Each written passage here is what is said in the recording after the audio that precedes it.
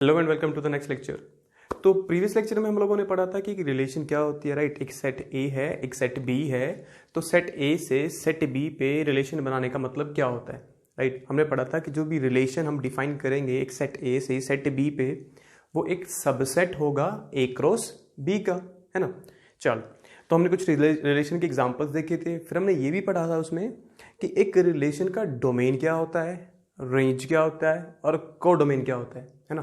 Codomain तो fix होता है, जो ए टू बी अगर मैं बोल रहा हूँ रिलेशन को, तो बी हमेशा क्या बनेगा, कोडोमेन। और जो रेंज होती है वो क्या होता है, कोडोमेन का सबसेट होता है। हमने ये भी देखा था कि रेंज क्या होती है, range is the set of, range एक सेट होता है, set of all images. Images मतलब जैसे हमने वो रिलेशन बनाई थी, वो ऑर्डर्ड पेयर बनाए थे, जो सेकंड वाले एलिमेंट्स होते हैं वो क्या बनाते हैं हमेशा, इमेजेस, राइट। तो उसका सेट क्या बनता है हमारा, रेंज। और जो पहले एलिमेंट होते हैं ऑर्डर्ड पेयर्स में, वो क्या बनाते हैं हमारे, उसको अगर मैं सेट में डाल लूंगा तो डोमेन। ठीक है, चल। तो आज हम जो करने वाले हैं ना, वो कुछ स्पेशल टाइप की रिलेशंस हैं, और उन रिलेशंस को बहुत बहुत इंपॉर्टेंस दी गई है मैथमेटिक्स में। तो एक रिलेशन की ही बात करेंगे आज भी हम, बट कुछ ऐसी रिलेशन होती है वो जो कुछ कंडीशंस को सेटिस्फाई करेंगी, तो उनको हम एक नया नाम दे देंगे कि भाई ये जो रिलेशन है ये वाली रिलेशन है। और फिर उस रिलेशन को हम उसी नाम से पहचानेंगे कि भाई इस रिलेशन का जो नाम है अब से यही रहेगा। ठीक है, चल। तो एक एग्जांपल से स्टार्ट करते हैं। लेट अस सपोज मेरे पास एक सेट ए है, एक सेट बी है। लेट एग्जांपल है, let A is equals to 1 2 3 4 5 6, और बी को मैंने ले लिया 1 2 3 4 5 6 7। एक सेट ए है, एक सेट बी है। तो मैं क्या करने जा रहा हूं, इनके ऊपर ना कुछ रिलेशन डिफाइन करूंगा मैं। ठीक है, चल।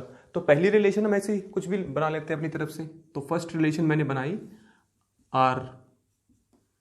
देखो मैं कैसे बना रहा हूं, हमें ये पता है रिलेशन का मतलब क्या होता है, एक सबसेट मतलब एक सेट। तो रिलेशन क्या होता है, एक सेट होता है। और सेट को लिखने के दो तरीके होते हैं, या तो रोस्टर फॉर्म या सेट बिल्डर फॉर्म। तो एक दो एग्जांपल रोस्टर फॉर्म भी कर लेते हैं, एक दो एग्जांपल सेट बिल्डर कर लेंगे। चल, तो एक एग्जांपल बना रहा हूं मैं, देखो।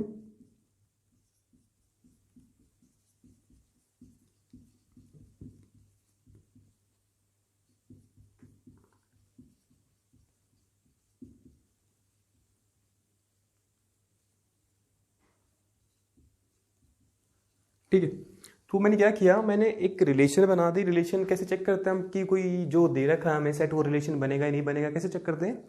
पहले पता कर लो कि रिलेशन कहाँ से डिफाइन है और फिर कहाँ तक डिफाइंड है। चेक करो जो आगे वाले सारे के सारे एलिमेंट्स हैं ये इसमें से आने चाहिए, और जो पीछे वाले सारे एलिमेंट्स हैं ये इसमें से आने चाहिए। तो ये है शॉर्टकट चेक करने का। एक सेट दे रखा है ए, एक सेट दे रखा है बी, और मुझे ना डायरेक्ट चेक करना है विद इन 10 सेकेंड्स क्या ये रिलेशन है। तो मैं क्या करूँगा, देख लो ए क्या है, बी क्या है। आगे वाले सारे एलिमेंट चेक कर लो, ये जो आगे लिखे हुए हैं सारे चेक कर लो, ये ए से आ रहे हैं तो अच्छी बात है। फिर ना पीछे वाले चेक कर लो ऐसे, ये जो इमेजेस हैं इनको चेक कर लो, क्या बी से आ रही है, पक्का ये रिलेशन बनेगी ए से बी पे। कोई कंडीशन नहीं चेक करनी, कुछ नहीं चेक करना। 10 सेकंड लगेंगे ये चेक करने में कि क्या ये रिलेशन बनेगी ए से बी पे या नहीं बनेगी। ठीक है, तो कैसे चेक करेंगे 10 सेकंड में। आगे वाले जितने भी एलिमेंट्स हैं इन ऑर्डर्ड पेयर्स में, ये आगे वाले चेक करो क्या ये ए से आ रहे हैं, और जो पीछे वाले वो कहाँ से आने चाहिए, बी से। अगर ऐसा होगा तो मतलब पक्का ये रिलेशन बनेगी ही बनेगी। तो एक रिलेशन बन गई मेरी ये, राइट। चल, और हमने ना इसका एक ग्राफिकल रिप्रेजेंटेशन भी देखा था कि हमने वो ओवल शेप्स बनाई थी कि उसकी हेल्प से मैं इनको कैसे रिप्रेजेंट कर सकता हूँ, राइट। चल, तो चलो वो भी देख लेते हैं। तो लेट अस सपोज ये ए है, और ये 1 हो गया, 2 3 4 5 6, 1 2 3 4 5 6 हो गया। ये बी हो गया, 1 2 3 4 5 6 7, राइट। जब भी हम ऐसे ग्राफिकल रिप्रेजेंटेशन बनाएंगे, लेफ्ट साइड में कौन आएगा, जो ए होगा, ठीक है। और राइट साइड में कौन आएगा, जो बी होगा। ये फिक्स है कि लेफ्ट साइड में ए आना चाहिए, राइट साइड में बी आना चाहिए। ठीक, चलो अब ये चेक करो कि इस रिलेशन के अकॉर्डिंग जो सबसे पहला एलिमेंट है वो कौन है, 1। 1 किसके साथ रिलेटेड है, 2 के साथ। मतलब 1 रिलेटेड है 2 के साथ, तो 1 को 2 से ज्वाइन कर दो। ठीक है, फिर नेक्स्ट चेक करो 1 किसके साथ रिलेटेड है, 3 के साथ, तो 1 को 3 के साथ भी ज्वाइन कर दो। 2 4 के साथ है, तो 2 को 4 के साथ। फिर 3 4 के साथ है, 3 को 4 के साथ।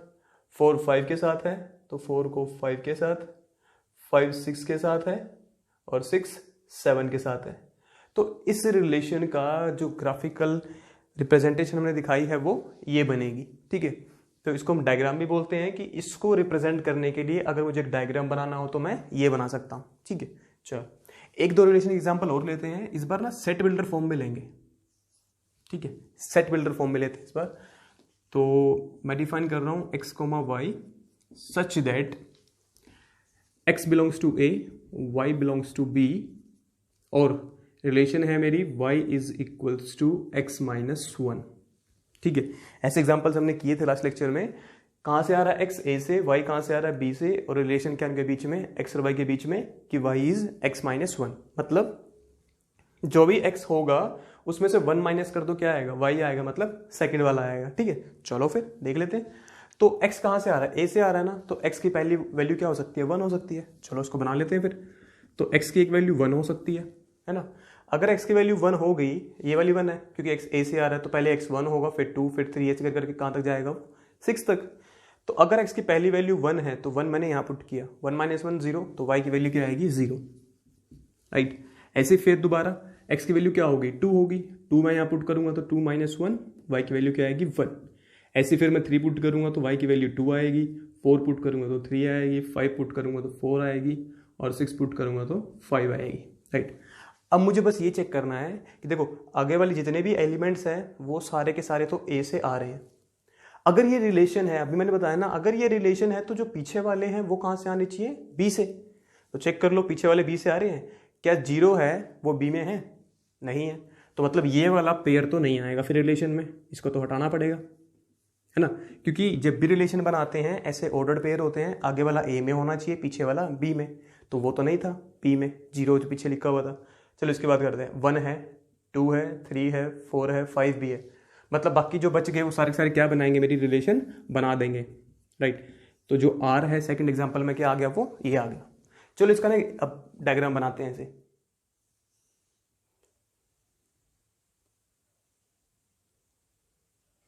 One two three four five six,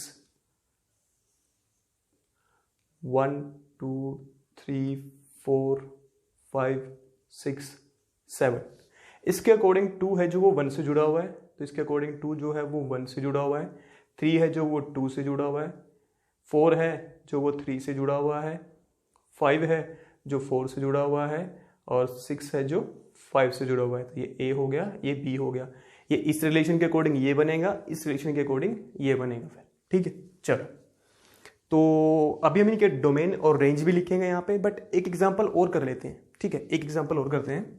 तो लेट अस सपोज मैंने थर्ड एग्जांपल ऐसे ही लिया सेट बिल्डर फॉर्म में, r is equals to x, y such that x belongs to a, y belongs to b और y is equals to x। देखो बिल्कुल same है, यहाँ पे x माइनस 1 था, यहाँ पे x हो गया, ठीक है। तो x कहाँ से आ रहा है, a से। स्टार्ट कहाँ से करते हैं हम, x से स्टार्ट करते हैं, पहले x की वैल्यूज पुट करते हैं, फिर y आंसर आता है ना। चलो फिर बना लेते हैं। तो x की कहाँ से आ रहा है, a से, और x की सबसे पहली वैल्यू क्या होगी, 1, फिर 2 होगा, फिर 3, फिर 4 5 6 ऐसे चलता जाएगा। तो x की पहली वैल्यू है 1, तो x की पहली वैल्यू मैंने 1 पुट की यहाँ पे, तो ये कितना आएगा 1, तो पहला एलिमेंट क्या बनेगा 1, 1। फिर x की अगली वैल्यू है 2 पुट कर देते हैं, तो x को 2 पुट किया तो y किसके इक्वल होगा 2 के। ऐसे 3 पुट करूंगा तो 3 आएगा, 4 पुट करूंगा तो 4 आएगा, 5 पुट करूंगा तो 5 आएगा और 6 पुट करूंगा तो 6 आएगा, राइट। अब चेक कर लो ये सारे के सारे एलिमेंट्स जो हैं इनमें आगे वाले a से आ रहे हैं और जो पीछे वाले हैं वो b से आ रहे हैं, मतलब ये रिलेशन यही बनेगी पक्का, ठीक है। चलो तो ये थर्ड रिलेशन होगी। चलो इसका बनाते हैं एक बार डायग्राम, देखते हैं इसमें क्या खास है ऐसा। ये a हो गया, ये b हो गया। ये डायग्राम मैं साथ के साथ लेके इसलिए चल रहा हूँ क्योंकि ये देखो इसको समझने के लिए ये काफ़ी आसान है, क्योंकि मैं इससे ये बना सकता हूँ और इससे ये भी बना सकता हूँ, ये हम देख चुके हैं लास्ट लेक्चर में। तो इसकी हेल्प से ना अभी तुम्हें जो हमने बात की थी ना कि हम एक स्पेशल टाइप की रिलेशन पढ़ेंगे, बहुत बहुत इंपॉर्टेंट रिलेशन है वो मैथमेटिक्स में। तो हम कोशिश करेंगे उसको इससे भी पढ़ने की और उसको इससे भी पढ़ने की, दोनों से पढ़ेंगे तो अच्छे से समझ में आ जाएगा कि हमें करना क्या है, ठीक है। चलो तो इसको बनाते हैं, 1 2 3 4 5 6।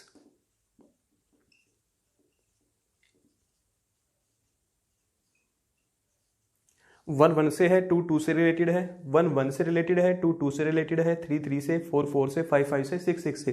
चलो, तो 1 1 से रिलेटेड है, 2 2 से रिलेटेड है, 3 3 से, 4 4 से, 5 5 से और 6 6 से। ठीक है, तो ये 3 रिलेशन लिखी है और तीनों के मैंने डायग्राम बना दिए। अब सवाल उठ के ये आया कि मैंने यही 3 रिलेशंस क्यों ली, मैं कुछ और एग्जांपल भी तो ले सकता था। मतलब मैंने अपना नेक्स्ट लेक्चर इन्हीं एग्जांपल से स्टार्ट क्यों किया, राइट। तो देखो, मैंने बोला था कि अभी हम जो पढ़ने वाले हैं वो स्पेशल टाइप ऑफ रिलेशंस होंगी, और उन रिलेशन को समझाने का सबसे अच्छा तरीका क्या होगा, ऐसे एग्जांपल्स ले लो जो वो रिलेशन बनेंगे ही नहीं जिसकी हम बात कर रहे हैं, जो स्पेशल टाइप की रिलेशन है वो उनके केस बनेंगे ही नहीं। ठीक है, देखो चलो, तो ये 3 एग्जांपल है। अब ना 2 बातें मैं बताऊंगा, बट ध्यान से समझना, बड़े ध्यान से। ठीक है, बहुत बहुत बहुत ध्यान से समझना। तुम्हें करना क्या है, बेसिकली क्या करो, इनके ना डोमेन लिख दो सारों के। तो मैं क्या करूंगा, सबसे पहले इनके ना डोमेन लिख दूंगा, या तुम उससे भी शॉर्टकट तरीका चाहते हो, क्या करो, ये ढूंढो कि ये जो आर आर आर यहाँ लिखे हुए हैं ना, ये पहली रिलेशन, दूसरी, तीसरी, क्या इनका डोमेन, डोमेन मतलब जो आगे लिखे हुए हैं, ये जो आगे लिखे हुए हैं, जैसे ये, क्या वो सारे के सारे ए में हैं, सारे के सारे। मतलब आगे कौन कौन लिखा हुआ, 1 1, एक बार काउंट करेंगे, सेट में लिखना है तो 2 3 4 5 6, चेक करो ए में सारे एलिमेंट है ये वाले, हाँ है। मतलब इसका जो डोमेन है रिलेशन का वो क्या बनेगा मेरा, तो डोमेन क्या बनेगा इसका, आगे लिखे हुए सारे एलिमेंट्स। तो आगे लिखा है 1 2 3 4 5 6, ये 1 और ये 1 2 बार लिखा है, बट क्योंकि मुझे सेट में लिखना है, सेट में एक ही बार लिखी जाती है एक चीज को, मैं रिपीट नहीं कर सकता वहां पे, तो मैं ऐसे थोड़ी लिखूंगा 1 1 नहीं। चलो, अब इसका डोमेन लिख देते हैं। चलो, तो इसका डोमेन क्या बनेगा मेरा, वो सारे एलिमेंट्स जो आगे लिखे हुए हैं, है ना, इन ऑर्डर्ड पेयर्स में। आगे कौन कौन लिखा है, 2 3 4 5 6, तो 2 3 4 5 6। अब इसका डोमेन लिख लेते हैं। चलो, डोमेन मतलब जितने भी एलिमेंट्स इन ऑर्डर्ड पेयर्स में आगे पड़े हैं, मतलब जैसे ये आगे पड़े हैं ना, इनकी बात नहीं करनी, जो पीछे पड़े हैं सारे आगे वाले, तो ये आएगा 1 2 3 4 5 6, राइट। तो अब तुम ये चेक करो कि ये जो भी रिलेशन दे रखी है ना, इसमें जितने भी ये एलिमेंट्स आगे पड़े हैं, ये सारे के सारे ए में होने चाहिए, सारे के सारे। जैसे इसकी बात करूं, इसमें 2 3 4 5 6 है, 2 3 4 5 6 है, इसके भी सारे एलिमेंट्स ए में से आ रहे हैं। बट जो हमें ढूंढनी है ना, उस रिलेशन में ए के सारे एलिमेंट्स होने चाहिए। यहाँ पे ए के सारे एलिमेंट्स होने चाहिए। जैसे यहाँ पे ए के सारे एलिमेंट्स नहीं है, 1 है उसमें, यहाँ 1 नहीं है, एक एलिमेंट कम है ना, तो इस एग्जांपल को हम डिस्कार्ड कर देंगे। ये रिलेशन है नो डाउट, बट हम कुछ स्पेशल टाइप की रिलेशन की बात कर रहे हैं। उसके लिए पहली कंडीशन क्या होती है कि जो भी तुम्हें डोमेन दे रखा होगा ना, यहाँ पे जो भी सेट ए दे रखा होगा, जो ए दे रखा होगा, उसके सारे के सारे एलिमेंट उस रिलेशन के डोमेन में होने चाहिए, मस्ट है, एक भी कम नहीं होना चाहिए। मैं रिपीट कर रहा हूं, जिस स्पेशल टाइप का हम बात कर रहे हैं ना रिलेशन का, 2 ये रिलेशन है, बट हम एक स्पेशल टाइप की रिलेशन की बात कर रहे हैं, तो उस रिलेशन का जो भी मैं डोमेन बनाऊंगा ऐसे लिख दूंगा, ठीक है। तो ए के सारे एलिमेंट्स उस रिलेशन के डोमेन में होने चाहिए, ए के सारे एलिमेंट्स उस रिलेशन के डोमेन में होने चाहिए। अगर एक भी कम है तो वो डिस्कार्ड हो जाएगा, तो इसकी बात नहीं करेंगे हम, ठीक है। चलो, अब इसकी बात करते हैं। इसमें 1 to 6 सारे नंबर्स हैं, 1 to 6 है, मतलब ए के सारे एलिमेंट्स यहाँ हैं और ए के सारे एलिमेंट्स यहाँ पे भी है। तो पहली कंडीशन में कौन फेल हो गया, ये, जिसमें ए के सारे एलिमेंट्स डोमेन में नहीं थे। तो पहली कंडीशन तो क्या होती है कि जब भी रिलेशन बनाई जाएगी, ये जो आगे लिखे होते हैं ना, ये सारे ए के एलिमेंट्स आने ही चाहिए, सारे के सारे आने चाहिए। जैसे 1 2 3 सारे आगे ना, 1 2 3 सारे आगे ना, ऐसे। तो मतलब जो भी हम अब एग्जाम्पल पढ़ेंगे, जो भी स्पेशल टाइप की रिलेशन होगी, उसकी पहली कंडीशन क्या होगी कि जितने भी एलिमेंट्स आगे होंगे वो सारे आने चाहिए ए में से, ठीक है। मतलब ए में अगर 6 एलिमेंट्स हैं तो यहाँ पे जो आगे लिखे हुए हैं वो 6 के 6 पक्का होने चाहिए, ठीक है, कम नहीं हो सकते। बात समझ में आई? चल, तो पहली कंडीशन होगी कि ए के सारे एलिमेंट्स होने चाहिए उसके डोमेन में। डोमेन में होने का मतलब क्या है कि वो आगे जरूर लिखे हुए होने चाहिए। मतलब कुछ ऐसे समझ सकते हैं कि सपोज को एक सेट दे दिया उसने, सपोज ए कोई सेट दे दिया, लेट अस से 2 5 9 10, तो जो भी मैं इस पे रिलेशन बनाऊंगा ना, अगर वो रिलेशन मेरी वो कंडीशन को सेटिस्फाई करेगा तो क्या होगा, ये जितने भी एलिमेंट्स यहाँ लिखे हैं ना, यहाँ आगे जरूर लिखे होने चाहिए। पीछे कुछ भी लिखा हो वी डोंट केयर, बट आगे जरूर लिखा होना चाहिए। मतलब बात ये है कि ए के सारे एलिमेंट्स होने चाहिए भाई उसके डोमेन में, उस रिलेशन के डोमेन में। ठीक है, चलो। अच्छा, हमने लास्ट लेक्चर में ये देखा था कि हम क्या बोलते हैं कि जैसे ये 1 है, ये 1 से रिलेटेड है ना, मतलब इसकी इमेज कौन है, ये है। हमने पढ़ा था कि जो सेकंड नंबर पे लिखे होते हैं इनको बोलते हैं इमेज। किसकी इमेज? उसकी जो उसके जस्ट आगे पड़ा हुआ है। तो यहाँ पे अगर मैं बात करूँ इस 1 की इमेज कौन है? 1 है। 2 की इमेज कौन है? ये वाला 2 है। अगर मैं यहाँ बात करूँ इस 1 की इमेज कौन है? ये 2 है। मतलब इमेज का मतलब कि ये जो 1 है किसके साथ रिलेटेड है। इमेज का मतलब कि जैसे ये 1 है किसके साथ रिलेटेड है? 2 के साथ भी, 3 के साथ भी। तो 1 की इमेज कौन कौन बनेगा? 2 भी बनेगा, 3 भी बनेगा। देख लो, 1 की इमेज 2 भी है, 1 की इमेज 3 भी है ना। तो हमने क्या पढ़ा था, जो इस सेकंड नंबर पे लिखे होते हैं इनको क्या बोलते हैं हम? इमेज। किसकी इमेज? जो उसके जस्ट आगे लिखा होता है, जो फर्स्ट एलिमेंट होता है। तो जो सेकंड एलिमेंट होता है, that second element is called the image of that first element. ठीक है, चलो। तो पहली कंडीशन हमने बोल दी कि भाई जितने भी ए में एलिमेंट्स हैं, जितने भी हैं, वो उस रिलेशन में जरूर आने चाहिए, डोमेन में। ठीक है, चलो। और आगे आने चाहिए, पीछे नहीं, आगे। दूसरी कंडीशन क्या होगी? कहता है भाई यहाँ पे ना भेदभाव नहीं होना चाहिए। यहाँ पे भेदभाव नहीं होना चाहिए। कैसा भेदभाव नहीं होना चाहिए?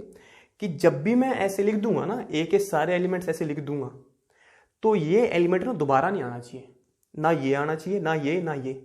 मतलब जैसे ये 2 कोमा डैश, कुछ भी हो सकता है डैश, तो पर ऐसा नहीं होना चाहिए कि इसके बाद फिर से 2 कोमा डैश आ जाए। ऐसा नहीं होना चाहिए। मतलब जब भी मैं कोई ऑर्डर्ड पेयर बनाऊंगा, किन्हीं भी 2 ऑर्डर्ड पेयर के आगे वाले एलिमेंट सेम नहीं होंगे। जैसे यहाँ पे देखो, ये भी एक ऑर्डर्ड पेयर है, ये भी एक ऑर्डर्ड पेयर है, इसका भी फर्स्ट एलिमेंट और इसका भी फर्स्ट एलिमेंट सेम है। ठीक है, मतलब कोई 2 अलग अलग ऑर्डर्ड पेयर के फर्स्ट एलिमेंट सेम नहीं होने चाहिए, है ना। जैसे यहाँ पे अगर ये 2 कोमा कुछ आ चुका है तो दोबारा नहीं आना चाहिए। 5 कोमा आ चुका है तो दोबारा 5 कोमा नहीं आना चाहिए। जैसे 1 कोमा 1 आ चुका है तो दोबारा 1 के साथ यहाँ पे तो आना ही नहीं चाहिए 1 के अलावा कुछ, कि अगर ये दोबारा आएगा भी ना 1 कोमा 1 तो 1 कोमा 1 ही रहेगा। जैसे यहाँ पे 1 कोमा 2 आ गया तो दोबारा नहीं आना चाहिए। ये जो आगे वाला एलिमेंट है ना, ये दोबारा नहीं आना चाहिए। और अगर दोबारा आएगा भी तो 1,2 के साथ ही आएगा, 1,3 नहीं हो सकता फिर वो। बात समझ में आई? मतलब जो भी आगे एलिमेंट्स लिखे हुए हैं उन सब की जो इमेज है वो क्या होनी चाहिए? यूनिक, है ना। कि अगर 1 की इमेज 2 है तो अब 2 फिक्स हो गई भाई। ऐसा नहीं होगा कि एक बार 1 की इमेज 2 है फिर 1 की इमेज 3 भी है, ऐसा नहीं होना चाहिए फिर, है ना। तो ये तो जो रिलेशन थी ये भी हमारी कंडीशन फेल कर गई। कौन सी वाली कंडीशन? दूसरे वाली। चलो फिर इसमें चेक कर लेते हैं। 1 आ गया एक बार, देखो 1 आगे की बात कर रहा हूं मैं, आगे वाले एलिमेंट की। तो 1 दोबारा नहीं आना चाहिए आगे। 2 आ गया आगे, 2 दोबारा नहीं आना चाहिए आगे। 3 आ गया आगे, दोबारा 3 नहीं आना चाहिए। ऐसे 4 5 6 दोबारा नहीं आना चाहिए, इसमें नहीं आ रहे। तो ये जो एग्जाम्पल है ना थर्ड वाला, इसने हमारी पहली कंडीशन भी सेटिस्फाई कर दी। कौन सी? कि भाई जो ए सेट हमने लिया था ना, जहां से रिलेशन स्टार्ट हुई थी, उसके सारे एलिमेंट्स इसके डोमेन में होने चाहिए। इसके डोमेन में होने का मतलब वो आगे जरूर आने चाहिए, ऐसे। ठीक है, यहाँ पे एक एलिमेंट नहीं आया था कि आगे कुछ ऐसा नहीं था, 1 कोमा डैश टाइप का नहीं था आगे, तो इसलिए ये रिलेशन हमारी फेल कर गई थी। पर ये होता तो बात बन जाती है हमारी। ठीक है, तो पहली कंडीशन क्या है कि जो भी सेट ए होगा उसके सारे के सारे एलिमेंट्स यहाँ आने चाहिए फर्स्ट पोजीशन पे। ठीक है, चलो। मतलब ए के जितने भी एलिमेंट्स हैं सबके पास इमेज होनी चाहिए। ये लाइन है जो लास्ट में लिखी जाती है, जो सबसे इंपॉर्टेंट है, जिसके लिए हम इतनी मेहनत कर रहे हैं। कि जब भी मैं एक रिलेशन की बात करूंगा, देखो ये सारी रिलेशन तो है बट हम एक स्पेशल टाइप की रिलेशन ढूंढ रहे हैं इनमें से छांट छांट के। ठीक है, जैसे होता नहीं कि घर पे कुछ खाने का आता है उसमें से सिलेक्टेड उठा लेते हैं हम, कि है तो सब खाने का ही बट हम उसमें से सिलेक्टेड उठाते हैं जो हमें पसंद आता है ना। ऐसे ही हम कर रहे हैं यहाँ पे। रिलेशन तो सारी हैं बट उनमें से हम वो उठाएंगे जो हमारी 2 कंडीशन को सेटिस्फाई करेंगी। कौन सी 2? एक तो जितने भी एलिमेंट्स हम लिखेंगे यहाँ आगे वो सारे ए के होने चाहिए और उसके अलावा कुछ ना हो। मतलब ए में अगर 6 एलिमेंट्स है तो यहाँ पे 6 जरूर आने चाहिए, 6 के 6। ठीक है, ऐसा कोई एलिमेंट नहीं होना चाहिए ए का जो यहाँ आगे ना लिखा जाए। पहली कंडीशन तो ये। और दूसरी कंडीशन क्या होगी कि जब तुमने उनको ऐसे आगे लिख दिया तो वो दोबारा नहीं लिखे जाने चाहिए फिर। जैसे 1,1 आ गया, 1 की इमेज 1 होगी ना, अब 1 की इमेज 1 के अलावा कुछ और नहीं हो सकती। मतलब ये जो एलिमेंट है ना, अगर जैसे सपोज करो इसमें मैं दोबारा ऐसे लिख देता 1, लेट्स से 5, तो ये भी फेल कर जाता। अब क्यों फेल कर जाता? क्योंकि मैंने क्या बोला है, हर एलिमेंट की डोमेन के हर एलिमेंट के पास इमेज होनी चाहिए और वो यूनिक होनी चाहिए। यहाँ पे 1 की इमेज 1 कह रहा है और यहाँ पे 1 की इमेज 5 कह रहा है, तो यूनिक कहाँ हुई इमेज, है ना। तो फिर ये भी फेल कर जाएगा। बट हमने एग्जांपल कौन सा लिया है जिसमें ऐसा कुछ नहीं हो रहा, मतलब ये वाला एग्जाम्पल लिया। तो हम जब भी चेक करेंगे अब से वो दो कंडीशन चेक करेंगे। क्या? एक तो डोमेन का हर एलिमेंट, ये जो ए होगा इसका हर एलिमेंट उस रिलेशन के डोमेन में होना चाहिए। दूसरी चीज मतलब इसका हर एलिमेंट डोमेन में आना चाहिए, है ना, ऐसे आगे जरूर लिखा हो वो, और वो एक ही बार लिखा हो, ठीक है, मतलब उस एलिमेंट की दूसरी कोई इमेज ना हो इसके अलावा, वो यूनिक इमेज हो। मतलब कुछ ऐसा हो सकता है यहाँ पे, मैं ऐसे समझ सकता हूँ। देखो जैसे ये इसका एग्जांपल था ना, इसको हमने डिस्कार्ड कर दिया। क्यों डिस्कार्ड किया? क्योंकि देखो 1 की इमेज 2 भी आ रही थी और 1 की इमेज 3 भी आ रही थी। ये गड़बड़ हो गई, ये नहीं होना चाहिए, है ना, ये नहीं होना चाहिए, ठीक है। मतलब एक एलिमेंट की, ये जो इधर लेफ्ट में लिखा हुआ है, इसकी एक एलिमेंट की 2 इमेज नहीं हो सकती भाई, ये गड़बड़ हो गया। या तो ये करो या ये करो। अगर तुमने एक से ज़्यादा इमेज कर दी मतलब फेल हो गया, ये हमारे टेस्ट में ये फेल हो गया, ठीक है। चलो, तो ये अगर फेल होगा तो हम थ्रो कर देंगे, इसे बाहर फेंक देंगे, भाई ये हमारे काम की चीज़ नहीं है। तो हमें दो कंडीशन चेक करनी है कि ए के जितने भी एलिमेंट्स हैं वो सारे उस रिलेशन के डोमेन में आने चाहिए। देखो ए के सारे एलिमेंट इस रिलेशन के डोमेन में आ रहे थे और इस रिलेशन के डोमेन में भी आ रहे थे, बट ये क्यों फेल कर गया? क्योंकि इसने हमारी सेकंड कंडीशन फेल कर दी। सेकंड कंडीशन क्या फेल कर दी? कि भाई हर एलिमेंट के पास जो आगे लिखा गया है यूनिक इमेज होनी चाहिए, एक ही इमेज होनी चाहिए। बट आप यहाँ जो 1 था उसकी 2 भी इमेज है और इस 1 की 3 भी इमेज है, ये तो गड़बड़ हो गई, तो ये भी फेल हो गया, है ना। तो दोनों कंडीशन चेक करना मस्ट है। देखो इसने पहले ही फेल कर दी, हम दूसरी चेक करेंगे ही नहीं। इसने पहली पास कर दी पर दूसरी फेल कर दी, तो ये भी डिस्कार्ड। इसने पहली भी पास कर दी और दूसरी भी पास कर दी, ठीक है। तो ये जो है, ये थर्ड वाली जो है, ये हमारी स्पेशल टाइप की रिलेशन बन गई है जिसकी हम बात कर रहे हैं। और उस रिलेशन का जो नाम है, that relation is called a function. उस रिलेशन को हम क्या बोलेंगे? फंक्शन, ठीक है। तो वो रिलेशन जो हमारी दोनों कंडीशन सेटिस्फाई कर देगी उसे क्या बोल देंगे हम? फंक्शन। और फंक्शन मैथमेटिक्स में बहुत बहुत इंपॉर्टेंट रोल प्ले करता है, ठीक है। तो फंक्शन क्या होता है? एक ऐसी रिलेशन होती है, देखो हमने क्या किया था, रिलेशन से काम स्टार्ट किया था ना। तो मतलब एक फंक्शन जो होता है वो रिलेशन होता है। बहुत इंपॉर्टेंट क्वेश्चन है और बहुत बच्चों को पता ही नहीं होता, ठीक है। तुम भी अपने आसपास पूछोगे ना कहीं पे कि फंक्शन क्या होता है, और पूछो उनसे फंक्शन रिलेशन में क्या फर्क है, दोनों बोलेंगे अलग अलग चीज़ें, अलग अलग थोड़ी है। फंक्शन एक रिलेशन ही होती है, एक रिलेशन ही होती है। मतलब क्या था, बहुत सारी रिलेशंस पड़ी थी, उसमें से हमने कुछ सिलेक्टेड उठा ली। कौन से वाली? जो वो हमारी दोनों कंडीशन को सेटिस्फाई कर गई, नहीं करेगी तो वापस रिलेशन तो है ही है वो, है ना। तो फंक्शन क्या होता है? Function is a relation in which every element जो आगे लिखा जाएगा एज अ यूनिक इमेज, ठीक है। तो हम क्या कुछ इसको ऐसे भी डिफाइन कर सकते हैं, a function is a relation from a set A to a set B such that every element of A, हर एलिमेंट आना चाहिए ना ए का यहाँ पे, एवरी एलिमेंट ऑफ ए, और क्या खासियत होगी उसकी कि उसके पास यूनिक इमेज होगी। Every element of A has a unique image, तो वो क्या बन जाएगा? मेरा फंक्शन बन जाएगा, ठीक है। तो फंक्शन क्या होता है? A function is a relation from a set A to a set B such that every element of A, हर एक के पास इमेज होना मस्ट है। अगर एक के पास भी इमेज नहीं होगी तो काम खराब। जैसे इस रिलेशन में 1 नहीं था कहीं पे भी डोमेन में, है ना, तो अगर 1 डोमेन में है ही नहीं तो 1 के पास इमेज कहाँ से आएगी? तो every element of A has an image, और वो यूनिक इमेज कैसी होनी चाहिए? यूनिक। मतलब every element of A has a unique image. और अगर एनसीईआरटी की तरह बात करें तो function F is a relation from a set A to a set B such that every element of A has one and only one image in B.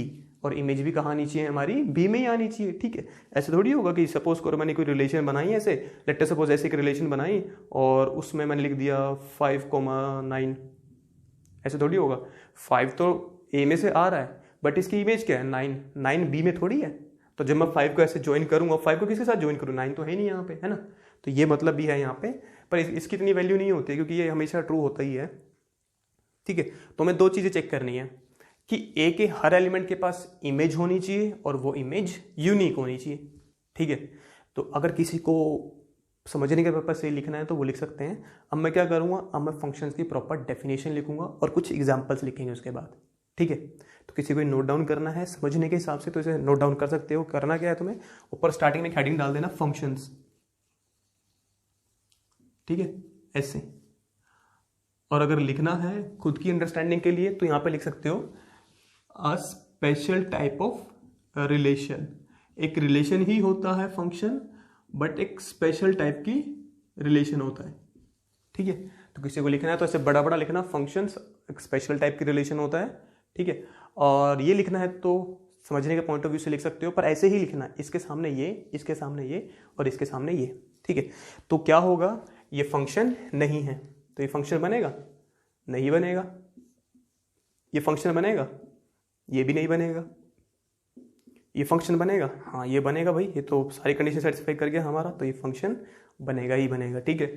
तो ये example इनके सामने लिखने हैं, ऐसे एग्जाम्पल, ऐसे डायग्राम, ऐसे एग्जाम्पल, ऐसे डायग्राम, ठीक है। तो ये फंक्शन नहीं है, ये भी नहीं है और ये है। क्यों?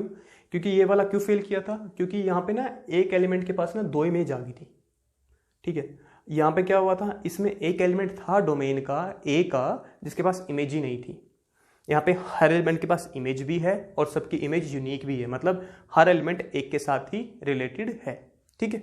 चलो, तो किसी को नोट डाउन करना, इसे नोट डाउन करो, फिर हम इसकी ना डेफिनेशन लिखते हैं, क्योंकि क्या हुआ है हमारे पेपर का पैटर्न चेंज हो चुका है, तो हो सकता है पेपर में डेफिनेशन भी आ जाए, ठीक है। इसे नोट डाउन करो, फिर हम आगे चलते हैं।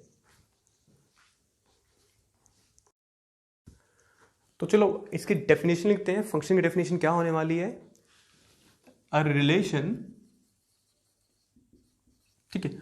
अब एक चीज समझो, जब भी वो रिलेशन फंक्शन बन जाएगा, जैसे यहां पे रिलेशन लिखी थी ना हमने 3 अभी, जब भी वो रिलेशन फंक्शन बन जाएगा हम उसे आर से डिनोट नहीं करेंगे, अब उसे हम डिनोट करेंगे एफ से। चाहे तुम ऐसे बनाओ, ऐसे बनाओ, ऐसे बनाओ, जैसे मर्जी बनाओ, बट जब भी वो रिलेशन एक फंक्शन बनेगा उसे हम एक नई नोटेशन देंगे, ठीक है। क्योंकि उसने कुछ अच्छा काम किया है तो इसलिए हम उसे एक नई नोटेशन देंगे, तुम ये दो, ये दो, ये दो, वो तुम्हारी चॉइस है, ठीक है। तो जब भी वो रिलेशन फंक्शन बनेगी, नोटेशन क्या होगी, ये वाली। तो रिलेशन एफ, क्योंकि हम फंक्शन बना चुके हैं उसे, a relation F from a set A to a set B is said to be a function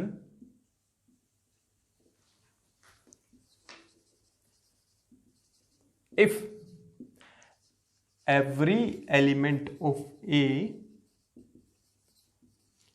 has a unique image in B। मतलब कब, जब एवरी एलिमेंट ऑफ ए, जो आगे लिखा जाता है, उसके हर एलिमेंट के पास इमेज होनी चाहिए, और वो इमेज कैसी होनी चाहिए, यूनिक। देखो ये बहुत इंपॉर्टेंट चीज है, हर एलिमेंट के पास इमेज होना सिर्फ सफिशिएंट नहीं होगा, हर एलिमेंट के पास यूनिक इमेज होना जरूरी है। ये बहुत इंपॉर्टेंट वर्ड है, ठीक है। यूनिक मतलब वन एंड ओनली वन, मतलब एक ही इमेज होनी चाहिए, ठीक है। तो एक फंक्शन है, कब बनेगा एक रिलेशन फंक्शन, जब ए के हर एलिमेंट के पास इमेज होगी, और सेकंड कंडीशन वो इमेज यूनिक होनी चाहिए। ऐसा ना हो कि एक एलिमेंट के पास एक से ज्यादा इमेज हो तो गड़बड़ हो गई, वो फंक्शन नहीं बनेगा, ठीक है। चलो, तो a relation F from a set A to a set B is said to be a function if every element, ये एवरी भी बड़ा इंपॉर्टेंट है यहाँ पे, कि ऐसा ना हो कोई एलिमेंट छूट जाए ए का, every element of A has a unique image, ठीक है। तो मैं कुछ ऐसे भी तो बोल सकता हूँ ना इसमें, that is a relation f from a non-empty set A to a non-empty set B is a function। कब एक रिलेशन जो है एक नॉन एम्प्टी सेट से नॉन एम्प्टी सेट में फंक्शन बनेगा, कब, जब ए के हर एलिमेंट के पास इमेज होगी। तो मैं क्या बोल सकता हूं कि जब उस रिलेशन का डोमेन क्या होगा, ए होगा, है ना। If the domain of F is a, है ना, मतलब हर एलिमेंट के पास इमेज होनी चाहिए। अगर हर एलिमेंट के पास इमेज होगा तो वो हर एलिमेंट कहां जाएगा, डोमेन में। तो उस रिलेशन का डोमेन क्या होना चाहिए, ए, जो आगे सेट लिखा होता है, and not two distinct ordered pairs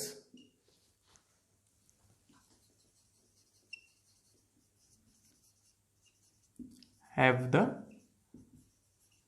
not two distinct ordered pair, I can write it like कि दो distinct pair हैं, वो उनका फर्स्ट एलिमेंट सेम नहीं होना चाहिए। तो no two distinct pairs have the same first element, right. तो यही बड़ी सिंपल सी है, इसके ऊपर ही हमने आधा घंटा लगाया। सिर्फ देखो, अगर मैंने एक डेफिनेशन के ऊपर आधा घंटा लगाया है, इसका मतलब तो ये होगा कि ये बहुत इंपॉर्टेंट है। और ये बहुत इंपॉर्टेंट इसलिए होता है, देखो मैथमेटिक्स में ना दो चीज़ों का सबसे अहम रोल होता है। एक होता है सेट, जो हमने चैप्टर 1 पढ़ा था, और एक होता है फंक्शंस। ठीक है, सेट और फंक्शंस मैथमेटिक्स में मोस्टली यूज होते ही होते हैं, most of the times use होते हैं। ठीक है, तो इस फंक्शन का ना बहुत इंपॉर्टेंट रोल होता है मैथमेटिक्स में, इसलिए मैंने सिर्फ एक छोटी सी डेफिनेशन के ऊपर आधा घंटा लगा दिया, तो कुछ इंपॉर्टेंस होगी इसकी इसलिए। ठीक है, चलो कुछ एग्जांपल्स कर लेते हैं फिर। एग्जांपल पहला करते हैं। लेट अस सपोज, एक हमने अभी किया ही था जस्ट, ए को ले लिया मैंने 1 2 3 4, बी को ले लिया मैंने लेट अस सपोज 1 2 3 5।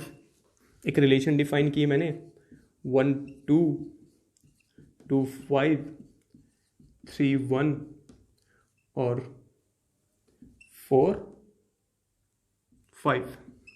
ठीक है, एक रिलेशन मैंने ऐसे डिफाइन कर दी। ठीक है, तो मुझे चेक करना है क्या ये रिलेशन फंक्शन बनेगा। तो दो कंडीशन है, ए का हर एलिमेंट वो यहां जरूर होना चाहिए पहले नंबर पे। तो चेक करो, ए का 1 सबसे पहले आ रहा है, तो 1 है, 2 है वो भी है, 3 भी है, 4 भी है। तो मतलब पहली कंडीशन ट्रू होगी क्या, कि ए के हर एलिमेंट के पास इमेज है। दूसरी कंडीशन क्या है, वो इमेज यूनिक होनी चाहिए, है ना। मतलब कोई भी दो, अगर मैं अलग अलग ऑर्डर पेयर्स लूंगा, 2 डिस्टिंक्ट ऑर्डर पेयर्स, उनका फर्स्ट एलिमेंट सेम नहीं होना चाहिए। तो अगर मैं क्या कर रहा हूँ, कोई भी 2 डिस्टिंक्ट ऑर्डर पेयर्स लूंगा, फर्स्ट एलिमेंट सेम नहीं है, तो सेकंड कंडीशन भी सेटिस्फाई होगी। या दूसरी सेंस में कैसे बोल सकते हैं कि जब भी फर्स्ट एलिमेंट यहाँ आ गया, उसकी इमेज यूनिक होनी चाहिए। देख लो, 1 की इमेज 2 ही है, दोबारा 1 नहीं आ रहा आगे कहीं पे भी। 2 की इमेज 5 है, दोबारा नहीं आ रहा। 3 की 1 है तो दोबारा नहीं आ रहा 3 आगे। 4 की 5 है तो 4 की इसके अलावा कहीं और इमेज नहीं दिखा रखी, है ना। चलो, तो ये क्या बनेगा, मेरा फंक्शन बनेगा। और जैसे ही ये फंक्शन बन गया, इसको आर के बजाय हम किससे डिनोट करेंगे, एफ से। ठीक है, ये मैं इसलिए करके दिखा रहा हूँ, तुम्हें पता लग जाए कि रिलेशन को ही हम फंक्शन बनाते हैं। ठीक है, वरना जब हम इसमें अच्छे खासे महारत हासिल कर लेंगे तो हम डायरेक्ट एफ लिखेंगे, हम फिर आर नहीं लिखेंगे। ठीक है, चलो एक एग्जाम्पल और कर लेते हैं इसके ऊपर ही। कई बार वो पता क्या करता है, वो ना तुम्हें ए देगा ना बी देगा, डायरेक्ट एक रिलेशन दे देगा, पूछेगा बताओ क्या रिलेशन फंक्शन है। क्या करेगा वो, ना ए देगा सेट, ना ये देगा ना ये देगा, कुछ ऐसे रिलेशन दे देगा, पूछेगा बताओ क्या ये फंक्शन बनेगा। तो उस केस में ना तुम्हें डोमेन से मतलब नहीं होगा। ठीक है, जब भी वैसा काम करेगा ना, मतलब वो जो डोमेन दे रखा है ना, वो पक्का वही है जो ए होगा। ठीक है, तो इस रिलेशन में जब भी ऐसे होगा कि ये ए बी नहीं दिया, सिर्फ ऐसे डायरेक्ट दे दिया, मतलब इतना पार्ट दे दिया डायरेक्ट, तो इसमें जो भी आगे वाला होगा ना, वो पक्का डोमेन के ही एलिमेंट होंगे। तो पहली कंडीशन ऑटोमेटिकली ट्रू हो जाएगी। हमें ना बस सिर्फ सेकंड चेक करनी होगी, कौन से वाली, कि हर एलिमेंट के पास यूनिक इमेज होनी चाहिए। ठीक है, जैसे सपोज करो एक रिलेशन बना रहा हूं मैं यहाँ पे 5, 19, 6, 100, 9, लेट अस सपोज 50, -3, 10। ठीक है, मैंने एक रिलेशन बना दिया ऐसे। तो अब ये चेक मत करना कि हर एलिमेंट, डोमेन के हर एलिमेंट के पास इमेज है कि नहीं है, मतलब ए के सारे एलिमेंट चेक करो ऐसे, वो ऑटोमेटिकली ट्रू हो जाएगी फर्स्ट कंडीशन, कि जो 5, 6, 9 और -3 दे रखा है ना, ये इस रिलेशन के सेट ए ही है। First condition automatically true. तुम्हें सिर्फ इतना चेक करना होगा कि क्या हर एलिमेंट के पास यूनिक इमेज है, कि हर फर्स्ट एलिमेंट के पास सिर्फ ए की इमेज है या नहीं है। देख लो, 5 के पास 19 है, दोबारा आगे कहीं पे 5 नहीं आ रहा, आगे की बात कर रहा हूं मैं, पीछे आ जाए वी डोंट केयर। ठीक है, मतलब अगर यहाँ पे 6,5 होता तो we don't care about that. नहीं, 5 अगर आगे आ रहा है तो दोबारा 5 आगे नहीं आना चाहिए, पीछे बेशक आ जाए, हमें बहुत फर्क नहीं पड़ेगा। ठीक है, तो 5 यहाँ पे एक बार आ गया, 5 की इमेज क्या होगी 19, तो 5 की कोई और इमेज नहीं है यहाँ पे। 6 की बात करूँ, 6 आगे आ गया, 6 की इमेज 5 है ना। अब 6 कहीं और आगे नहीं आएगा, नहीं आ रहा भाई, सही बात है, तो ये भी ठीक है, ये भी ठीक है। इसकी बात करते हैं, 9 की इमेज 50 है, 9 दोबारा कहीं आगे नहीं आ रहा, पीछे बेशक आ जाए, वी डोंट केयर। ठीक है, चलो -3 की इमेज 10 होगी और -3 दोबारा कहीं नहीं आ रहा, तो मतलब ये फंक्शन बनेगा ही बनेगा। तो हम क्या लिखेंगे, so it is a function. ठीक है, ठीक है, तो उस केस में सिर्फ उसने इतना पूछा था क्या ये फंक्शन है या नहीं है। देखो हमारी कंडीशन सेटिस्फाई होगी, फर्स्ट तो ऑटोमेटिकली सेटिस्फाई होगी, सेकंड हमें चेक करनी है बस, तो ये फंक्शन है। ठीक है, चलो एक एग्जांपल और कर लेते हैं। तो इसको एफ लिखो ना लिखो, क्योंकि फंक्शन बन चुका है। ठीक है, सिर्फ उसने इतना पूछा था कि फंक्शन है या नहीं है, उसने ये नहीं बोला था कि इसको एफ के टर्म में लिख के दिखाओ। अगर वो बोलेगा तो हम तब लिख देंगे, वरना कोई जरूरत नहीं है। चलो एक क्वेश्चन और करते हैं। Let us suppose 1,3, 5,6, 2, -9, 3,16, 1,10, late us suppose 7,100, ये एलिमेंट्स दे रखे हैं, ठीक है। फर्स्ट कंडीशन जब ऐसे डायरेक्ट देगा, फर्स्ट कंडीशन तो हम चेक ही नहीं करेंगे क्योंकि ऑटोमेटिकली वो सेटिस्फाई हो जाएगी। हमें सिर्फ सेकंड कंडीशन चेक करनी है। क्या चेक करनी है? कि हर एलिमेंट के पास यूनिक इमेज होनी चाहिए। चलो 1 की इमेज 3 है, फिक्स है। अब दोबारा चेक कर लो, 1 की कोई और इमेज तो नहीं है, यहाँ 1 नहीं है, यहाँ 1 नहीं है, यहाँ 1 नहीं, यहाँ पे 1 आ गया, वही तो गड़बड़ हो गई। 1 की इमेज 3 भी है, 1 की इमेज 10 भी है, ऐसा तो नहीं होता फंक्शन में। ये रिलेशन तो है, पर ये फंक्शन बनने के लिए क्या होता है कि अगर एक बार 1 की इमेज 3 होगी तो 1 की दोबारा इमेज नहीं बनेगी, बट या तो 1 की इमेज 10 भी बनेगी, तो मैं आगे चेक ही नहीं करूँगा। It is not a function, not a function, ठीक है। बस मैं आगे चेक ही नहीं करूँगा। यहाँ पर फेल कर गया तो मैं आगे क्यों जाऊँगा? मैंने क्या बोला था? हर एलिमेंट के लिए ट्रू होना चाहिए। ये तो पहले में ही फेल कर गया, राइट? तो ये फंक्शन नहीं बनेगा।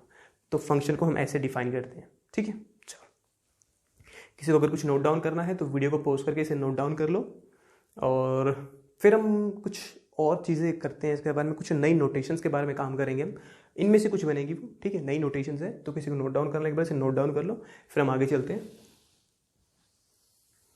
वीडियो को पॉज करो और इसे नोट डाउन कर लो। चलो आगे चलते हैं। तो ये तो हो गया फंक्शन। अब बात करते हैं कि फंक्शन को एक्चुअली में रिप्रेजेंट कैसे करते हैं, लिखा कैसे जाता है फंक्शन, ठीक है। एक तरीका तो ये हो गया फंक्शन को ऐसे लिखने का, ठीक है। बट हम हर बार थोड़ी ऐसे लिखेंगे। ये कौन सी फॉर्म है? देखो फंक्शन भी क्या बना रहा है, एक सेट बना रहा है ना। तो ये कौन सी फॉर्म है? रोस्टर फॉर्म है।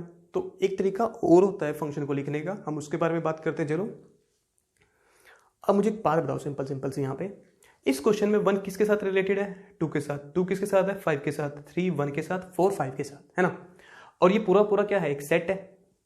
और ये क्या है? ये एलिमेंट है। 1,2 ऑर्डर पेयर क्या है? एलिमेंट है इस सेट का। सेट का नाम क्या है? एफ।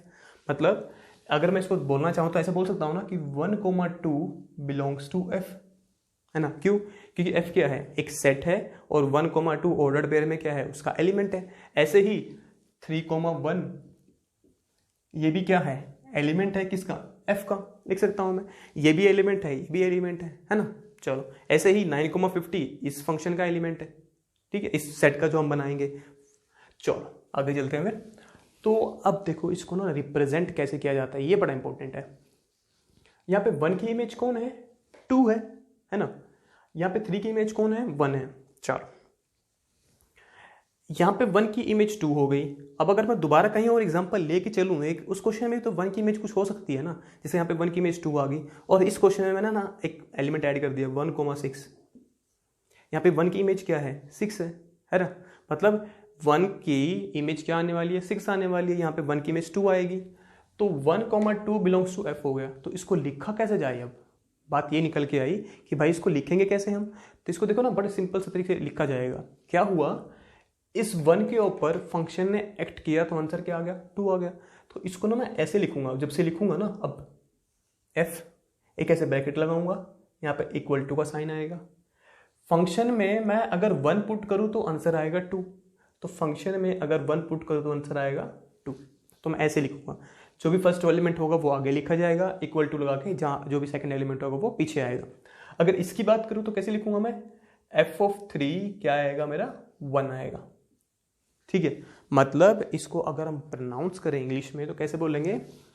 क्या था? 1 की इमेज कौन है? 2 है। किसके अंडर इमेज आई है? एफ के अंदर। तो हम क्या बोलेंगे?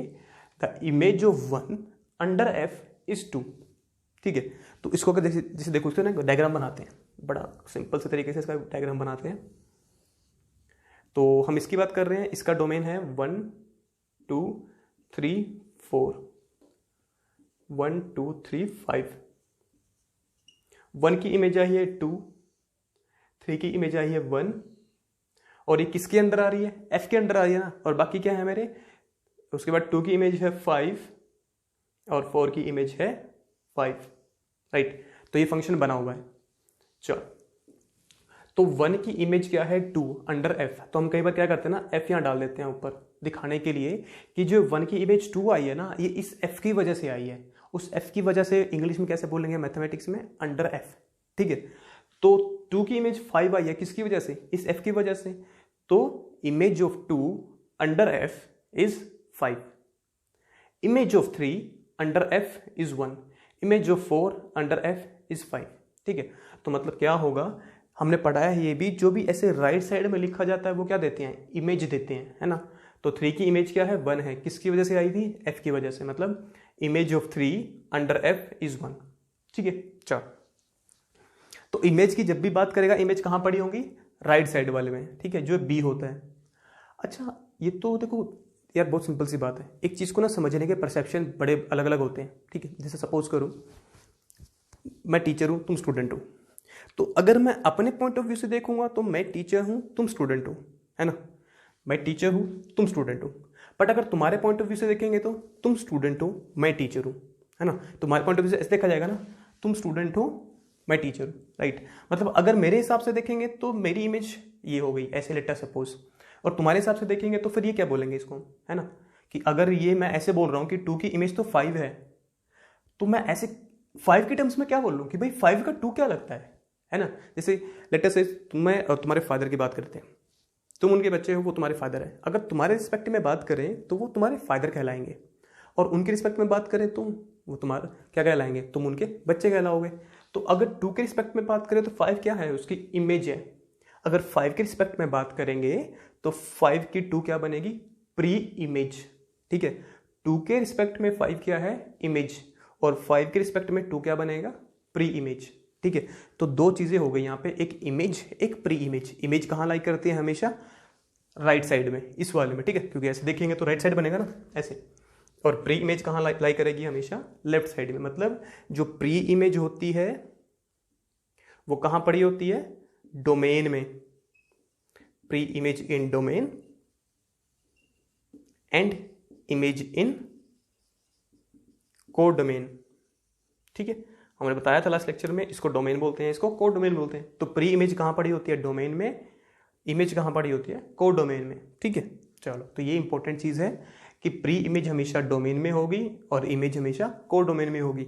दोनों सेम चीज़ों के बारे में बात कर रहा है। जैसे अगर मैं 1 की इमेज की बात करूँ तो वो 2 कहलाएगा, पर सेकंड के रिस्पेक्ट में फर्स्ट की बात करूंगा तो सेकंड की प्री इमेज कौन बनेगा, फर्स्ट बनेगा। 1 की इमेज 2, 2 की प्री इमेज 1, 3 की इमेज 1, 1 की प्री इमेज 3, 4 की इमेज 5, 5 की प्री इमेज 4। ठीक है, चलो, तो उसको ना ऐसे लिखा जाता है कि 1 की इमेज अंडर f इज 2, ठीक है, 3 की इमेज अंडर f इज 1। आई बात समझ में। तो इसको ना ऐसे लिखा जाता है, और इसको लिखने का ना तरीका बड़ा फिक्स्ड होता है कि इसको ना हर बार ऐसे ही लिखा जाएगा। तो इसको मैं कैसे लिखूंगा हर बार, तो अगर जब भी मैं ऐसे रिप्रेजेंट करूंगा फंक्शन को, तो फंक्शन को लिखने के लिए ना मैं हमेशा ये यूज करूंगा, फंक्शन का डोमेन क्या है, ये वाला a, को डोमेन क्या है, b। तो फंक्शन को ना ऐसे रिप्रेजेंट किया जाएगा, f इज अ फंक्शन, देखो कैसे लिखूंगा, ऐसे, इसका यहां पे जो लिखा जाएगा ना that is called domain, fix है। और ये एक ऐसे एरो आएगा और यहां जो लिखा जाएगा वो को डोमेन होगा। ठीक है, तो इसका डोमेन कौन है, a, तो यहां पे कौन आएगा, a। इस फंक्शन का f का को डोमेन कौन है, b, तो यहां पे क्या आएगा, b। तो ये फिक्स्ड हो गया। जब भी मैं फंक्शन को रिप्रेजेंट करूंगा, मैं कैसे रिप्रेजेंट करूंगा कि f is a function from a to b, domain से को डोमेन पे। और कैसे डिफाइंड होगा, जैसे हमने ये डिफाइन कर दिया कि late us suppose in general अगर बात करूं मैं, इन जनरल अगर मैं बात करूं, ए के अंदर एलिमेंट्स पड़े हुए हैं ए बी सी टाइप के ऐसे, और बी में भी कुछ एलिमेंट्स पड़े हुए हैं, let us suppose E F B भी हो सकता है, कुछ भी हो सकता है ना, उससे क्या फर्क पड़ेगा। तो इस ए की इमेज सपोज मेरी बी होगी, इस ए की इमेज मेरी क्या होगी, बी होगी अंडर एफ। एफ यहां नहीं लिखूंगा मैं दोबारा क्योंकि एफ ऑलरेडी यूज हो चुका है, यहां पे एच लिख देते हैं। चलो, तो ए की इमेज कौन होगी, बी होगी। मतलब क्या होगा, एफ ऑफ ए जब मैं लगाऊंगा क्या आंसर आएगा, बी आएगा। तो मैं इसको ना ऐसे डिफाइन करूंगा, देखो f is a function from A to B defined as, कैसे कि इसका मैं कोई भी एलिमेंट उठाऊं general arbitrary, let us suppose A उठाया, तो उसका आंसर कहां आएगा, इस कैपिटल बी में, तो क्या आएगा, वो बी आ गया। ठीक है, तो फंक्शन को ऐसे ही डिफाइन किया जाता है, F is a function from A to capital B. Left side में हमेशा डोमेन लिखा जाएगा, राइट साइड में हमेशा को डोमेन लिखा जाएगा। ठीक है, और उसको हम ऐसे लिख के देंगे। तो एक बार इसे नोट डाउन करो, फिर इसके ऊपर ना कुछ एग्जांपल्स करते हैं जिससे और अच्छे से समझ में आ जाएगा। तो इसे नोट डाउन करो, फिर हम आगे चलते हैं। तो चलो आगे चलते हैं। और अभी हमने क्या पढ़ा है कि फंक्शन को हम रिप्रेजेंट कैसे करते हैं, कि अगर एफ कोई फंक्शन है ए से बी पे तो कैसे लिखेंगे, एफ ए ऐसे एरो और बी, ठीक है।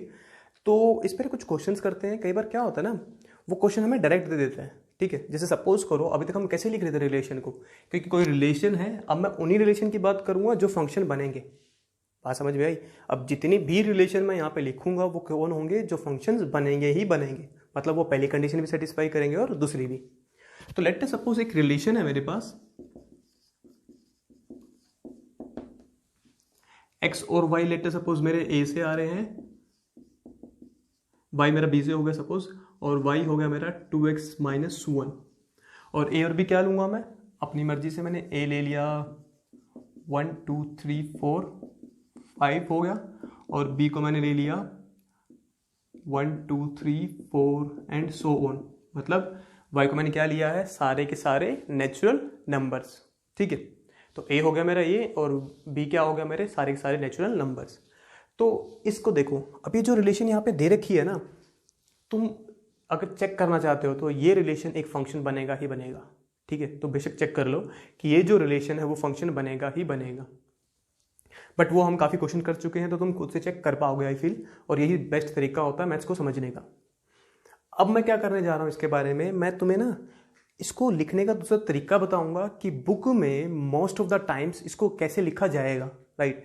कि वो हमेशा ऐसे लिख के नहीं देगा कि एक रिलेशन ऐसे है और ये बी दे देगा, ऐसा नहीं होगा हमेशा। वो क्या करेगा, मोस्ट ऑफ द टाइम्स वो इस फंक्शन को, ये रिलेशन फंक्शन है, फंक्शन को ऐसे लिख के नहीं देगा, वो तुम्हें ना इसके ऊपर काम करके देगा, ये लिख के देगा, ये कि भाई ये है फंक्शन। हमने क्या पढ़ा था, फंक्शन का मतलब क्या होता है, रिलेशन। रिलेशन मतलब एक्स और वाई के बीच में, तो वो फंक्शन को ऐसे लिख के देगा, ठीक है। और वहाँ पे ना एक टर्म और लिखी होगी, रियल वैल्यूड फंक्शन या रियल फंक्शन, दो टर्म होगी, एक रियल वैल्यूड फंक्शन और एक रियल फंक्शन। तुम अपने हिसाब से ना ये मान के चलो जितने भी फंक्शंस हम पढ़ेंगे हमारे सिलेबस में वो सारे के सारे रियल फंक्शंस होंगे। वैसे अगर मैं रियल वैल्यूड फंक्शन की बात करूँ तो वो फंक्शन जिसका जो आंसर आता है वो हमेशा एक रियल नंबर होता है, ठीक है। मतलब जिसके अगर मैं ऐसे ही पेयर बनाऊंगा तो ये जो सेकंड नंबर पे एलिमेंट्स लिख के होंगे ना, ये हमेशा रियल नंबर होने चाहिए। रियल नंबर मतलब हर नंबर रियल नंबर होता है, एक्सेप्ट रूट में नेगेटिव नहीं होना चाहिए और नीचे जीरो नहीं होना चाहिए, ठीक है। तो जितने भी फंक्शंस का आंसर रियल नंबर आता है उनको बोलते हैं रियल वैल्यूड फंक्शन। अगर उसका डोमेन भी जो आगे ए दे रखा होता है वो रियल नंबर्स में से निकल के आए तो उस पूरे को, मतलब डोमेन भी रियल नंबर्स में से आए, को डोमेन भी रियल नंबर्स में से आए, तो उस पूरे को तब बोलते हैं हम रियल फंक्शन। तो रियल वैल्यूड मतलब वो जिसका आंसर एक रियल नंबर आए, और रियल फंक्शन वो मतलब जिसका डोमेन भी एक रियल नंबर हो, ठीक है। तो रियल वैल्यूड मतलब जिसका को डोमेन रियल नंबर्स हो, और रियल फंक्शन मतलब जिसका डोमेन भी, डोमेन और को डोमेन दोनों ही रियल नंबर्स में से आए, ठीक है। चलो, तो ये एक सेट ए दे दिया, सेट बी दे दिया, ए डोमेन है, बी को डोमेन है, और रिलेशन ऐसे डिफाइन कर दी, तुम चेक कर सकते हो ये रिलेशन फंक्शन बनेगी। बट वो ना पेपर में तुमसे कैसे पूछेगा, ये कहीं भी तुमसे कोई पूछेगा ऐसे थोड़ी देगा तुम्हें, वो ना ऐसे नहीं देगा। वो क्या कहेगा, अब एक बात समझ लो, y का मतलब हमेशा और हमेशा होगा, y का मतलब हमेशा मैथमेटिक्स में, जब तक मैथमेटिक्स का इतिहास जिंदा है, y का मतलब होगा fx। मतलब जो फंक्शन होगा f उसको हम ऐसे भी डिनोट करेंगे। हमने क्या किया था अभी, हमने क्या किया था कि सपोज करो अभी हमने देखा था कि 3,1 अगर f में बिलोंग कर रहा है तो क्या हुआ था, f में अगर मैं ये 3 पुट करूँ तो आंसर क्या आता है, ये 1 है ना। आगे कौन लिखा होता है, x, तो x उसके अंदर आ गया, x अंदर आ गया, पीछे जो लिखा होता है वो आंसर आता है, पीछे जो लिखा होगा वो आंसर आएगा। तो अब से गांठ बांध लो, y का मतलब होगा fx, ठीक है। चल, तो इसके बारे में अगर मैं बात करूंगा तो वो क्या करेगा, हमेशा तुम्हें कैसे लिख के देगा, वो तुम्हें कहेगा कि भाई f कोई फंक्शन है a से b पे, और डिफाइंड कैसे होगा, इसके हिसाब से y की वैल्यू क्या होगी अब से fx। तो फंक्शन कैसे देगा वो, fx is equals to 2x minus 1, ठीक है। कोई और रिलेशन है, लेट अस सपोज कोई और रिलेशन है y इज एक्स स्क्वेयर, तो फंक्शन क्या बनेगा, fx is equals to X square, ठीक है। मतलब इस y की जगह पे क्या लिखा होगा, fx लिखा होगा। आई बात समझ में। चल, तो अब बात ये समझ में आई मेरे कि जब भी वो देगा फंक्शन कुछ ऐसे लिख के देगा। पर मैं इसके बारे में बात क्यों कर रहा हूँ, इसके बारे में बात मैं इसलिए कर रहा हूँ चलो एक काम करते हैं, इस रिलेशन को ना पूरी बना के देखते हैं और फिर इसके हिसाब से बना के देखते हैं और चेक करते हैं क्या दोनों चीज़ें सेम हैं। चलो तो मैंने रिलेशन आर बनाई, कैसे बनेगी, पहला एलिमेंट एक्स कहाँ से आता है, ए से आएगा, तो 1 को मैंने यहाँ पुट किया, 2 × 1 2 -1 1, तो 1 की इमेज आएगी 1। फिर x की वैल्यू 2 होगी, दैट विल बी 3। x की वैल्यू 3 होगी तो 6 -1 5। उसके बाद 4 पुट करूंगा तो मैं 7 और 5 पुट करूंगा तो मैं 9 आएगा, राइट। तो ये बन गई मेरी रिलेशन। अब मैंने क्या बोला है, जो भी ये y होगा उसका मतलब क्या होगा, fx, ठीक है। अब देखो वो तुमसे कैसे पूछेगा, कहेगा येलो फंक्शन और मुझे बताओ, फर्स्ट पार्ट सेकंड पार्ट जैसे मर्जी, और मुझे बताओ f(1) की वैल्यू क्या होगी, वो ऐसे बोलेगा। सेकंड पार्ट में बोल देगा f(3) की वैल्यू बताओ, थर्ड पार्ट में बोल देगा f(5) की वैल्यू बताओ, राइट, ऐसे, ठीक है। तो इसके हिसाब से 1 की इमेज कौन आ रहा है, 1 आ रहा है, और मुझे पता है y का मतलब fx होता है, तो जो भी आंसर आएगा वो किसकी वैल्यू आएगी, हमने क्या लिखा है, y = fx। तो कुछ भी fx पुट करूंगा यहाँ पे, जो आंसर आएगा वो किसकी वैल्यू होगी, y की होगी। मतलब अगर ऐसे ऑर्डर्ड पेयर में बात करूँ तो वो सेकंड नंबर वाला कौन होगा, जो आंसर निकल के आएगा, और पहले नंबर वाला कौन होगा, ये जो मैं यहाँ पे पुट करूंगा। चलो फिर अब एक चीज देखो, f(1) निकालना है मुझे और f(x) कह रहा है इसके इक्वल है। अगर यहाँ x है तो यहाँ भी x है, यहाँ x है तो यहाँ भी x है, यहाँ 1 होगा तो यहाँ पे भी क्या आएगा, 1 आएगा। तो f(1) क्या होगा, 2 × 1 -1, ठीक है। तो 2 × 1 2 -1 1, मतलब इस 1 की अंडर f इमेज क्या आई है, 1 आई है, देख लो 1 की अंडर f क्या इमेज आ रही है, 1 आ रही है। और क्योंकि ये रिलेशन है तो इसको मैं क्या लिख सकता हूँ, f लिख सकता हूँ। ऐसे अगर 3 की बात करूँ तो 3 की यहाँ पे क्या थी, 5 है, तो मतलब अगर मैं इसके अकॉर्डिंग करूंगा तो इसका आंसर 5 आना चाहिए। चलो यहाँ x है तो यहाँ भी x है, यहाँ 3 पुट करूंगा, यहाँ पे 3 पुट किया तो यहाँ भी क्या आएगा 3, तो 2 × 3 -1 दैट इज 6 -1 5, क्या आ गया, 3 की इमेज कौन आ गई, 5 आ गई, देख लो, है ना। क्यों, क्योंकि तुम इसको ऐसे लिखो या ऐसे लिखो एक ही तो बात है ना। उसको ऐसे लिखो या ऐसे लिखो सेम बात है, तो दोनों से आंसर भी तो सेम ही आएंगे। अब तुम 5 की भी बिना यहाँ से कंप्यूट किए भी तुम्हें पता है कि यार आंसर 5 की इमेज 9 है, तो यहाँ से भी 9 ही आएगा, पुट कर लो। 2 × 5 10 10 -1 9 9 आ गया, है ना। तो कई बार ऐसे ही करेगा, तुम्हें ना फंक्शन ऐसे नहीं देगा, अब से वो ये सब नहीं देगा, मतलब इसको तो भूल जाओ, अब इसको तो मैं भूल ही गया।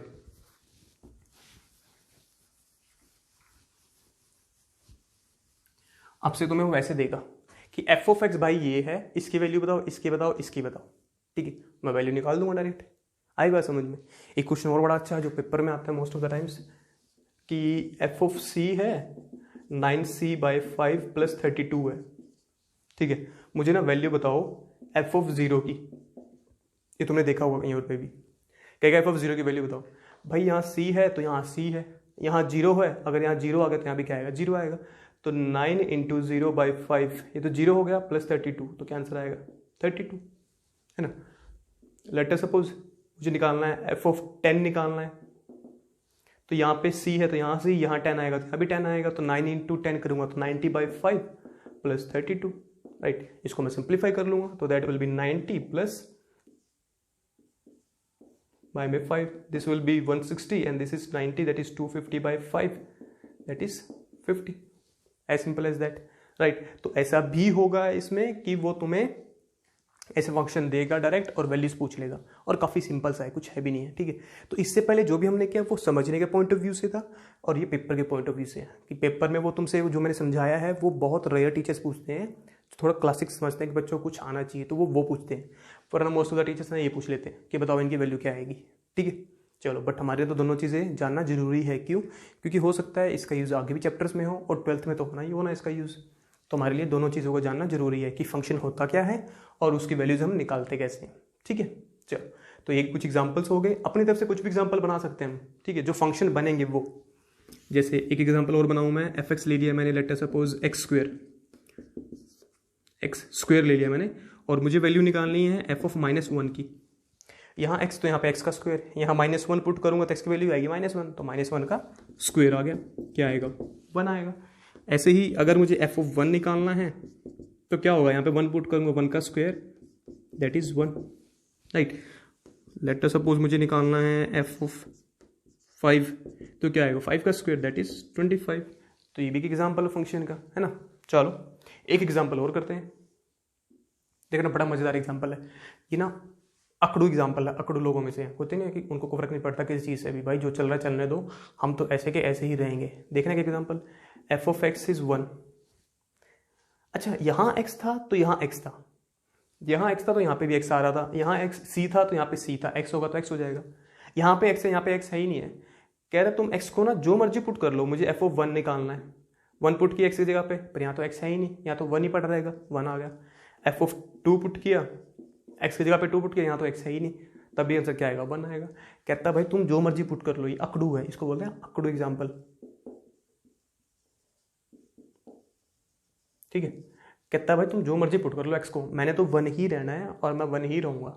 ठीक है, तुम 1 पुट करो, 2 पुट करो, 10 पुट करो, 1000 पुट करो, करोड़ पुट करो, -100 पुट करो, मेरा आंसर हमेशा 1 आएगा।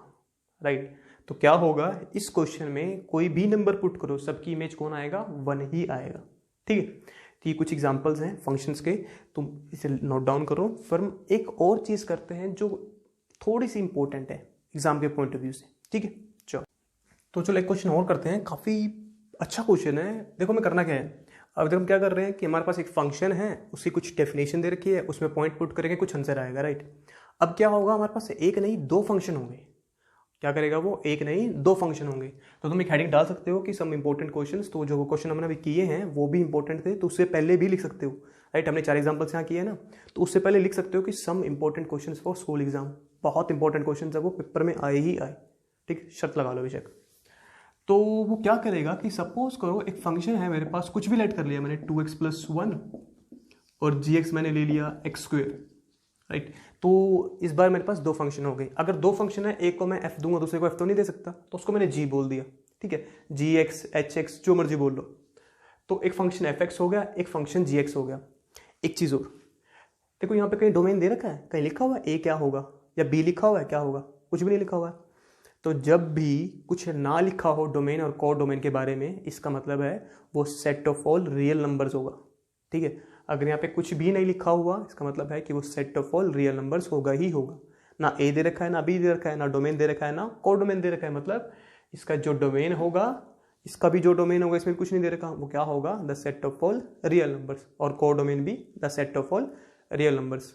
चलो, तो हमसे ना ये पूछेगा कि क्या होगा अगर मैं इन दोनों को ऐड कर दूं, तो मतलब fx + gx क्या निकल के आएगा। तो ये क्वेश्चन है और मुझे क्या निकालना है, कंप्यूट fx + gx, या इन दोनों को माइनस करके या इन दोनों को मल्टीप्लाई करके बताओ क्या आएगा, या इन दोनों को डिवाइड करके बताओ क्या आएगा भाई। राइट, तो वो या तो ऐसे लिख के देगा तुम्हें पेपर में, या इसका एक शॉर्टकट तरीका और होता है। ये x है ना, इसको ऐसे मत लिखो, इसको f + g करके पूरे पे x लगा दो। तो इसको ना ऐसे भी लिखा जा सकता है। तो वो पेपर में तुमको बोलेगा कि ये बताओ, तो पेपर में वो ये नहीं देगा, फिर क्या देगा, ये देगा। ऐसे इस केस में क्या दे सकता है वो हमें, कि f - g of x। Right, और इस केस को वो ऐसे लिख के दे सकता है, f × g of x। Right, और इसको कैसे दे सकता है वो, f में g और पूरे पे x। ठीक है, तो वो या तो ऐसे देगा या वो ऐसे देगा, पर मोस्ट ऑफ द टाइम्स जब दिया जाता है ऐसे ही दिया जाता है। ठीक है, तो अब एक बात समझो, जब भी तुम्हें ऐसे निकालना होगा ना, इसका बड़ा सिंपल सा तरीका है, बहुत सिंपल, कुछ खास नहीं है। इसका मतलब और उसका मतलब तो सेम है। अभी जो मैंने यहाँ लिखा था fx + gx, राइट, इसका मतलब और इसका मतलब तो सेम है। तो इसको मैं ऐसे लिख सकता हूँ, इसको मैं ऐसे लिख सकता हूँ, इसको मैं ऐसे लिख सकता हूँ फिर तो, राइट, और इसको ऐसे लिख सकता हूँ। तो चलो, तो लेट अस सपोज मुझे ना ये दे दिया और ये नहीं दिया, वो ना बड़ा तेज बनने की कोशिश की, तो उसने ना ये दे दिया और वो ऊपर वाला नहीं दिया, ये वाली।